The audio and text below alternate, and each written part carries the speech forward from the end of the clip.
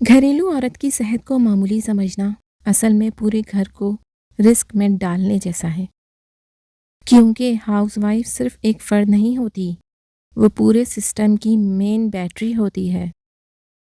گھر کی بنیاد مضبوط رہتی ہے اگر عورت صحت مند ہو تو کھانا وقت پر، بچے سنبھلے ہوئے، گھر میں سکون، اور اگر وہی کمزور ہو جائے تو سب کچھ الٹا سیدھا ہو جاتا ہے۔ بچوں کی پرورش پر اثر، بچے ماں سے سیکھتے ہیں، اگر ماں ایکٹیو ہے بچے بھی ایکٹیو، اگر ماں ہر وقت تھکی ہو بچے بھی سست۔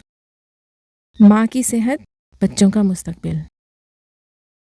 ذہنی سکون، گھریلو عورت پر بظاہر نوکری نہیں ہوتی مگر حقیقت میں اس کے پاس 24 گھنٹے کی ڈیوٹی ہوتی ہے۔ اگر صحت ٹھیک نہ ہو، چڑچڑاپن، غصہ، تھکن، اور پھر چھوٹی چھوٹی باتیں بھی بڑی لگنے لگتی ہیں۔ رشتوں میں مٹھاس، جب عورت خود ٹھیک محسوس کرتی ہے، بات پیار سے کرتی ہے، شوہر اور بچوں کے ساتھ اچھا تعلق رہتا ہے، ورنہ سر درد، تھکن، سب پر غصہ۔ اپنی ذات کی قدر، اکثر ہاؤس وائف خود کو بھول جاتی ہیں، سب کا خیال مگر اپنا نہیں۔ لیکن یاد رکھیں، آپ خود ٹھیک ہوں گی تبھی سب کو سنبھال سکیں گی۔